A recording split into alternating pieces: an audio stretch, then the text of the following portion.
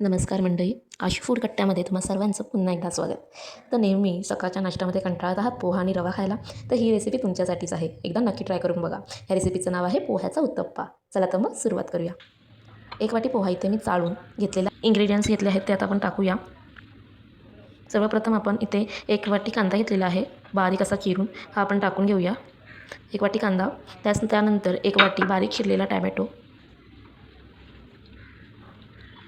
त्यानंतर 1 वाटी बारीक चिरलेली शिमला मिरची.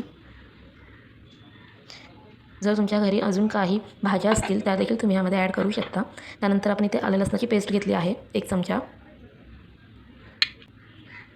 तांदळाच्या पिठाने क्रिस्पीनेस चांगला येतो, त्यासाठी आपण इथे तांदळाचं पीठ यूज करत आहोत. त्यानंतर 1 मोठा चमचा बेसनाचं पीठ,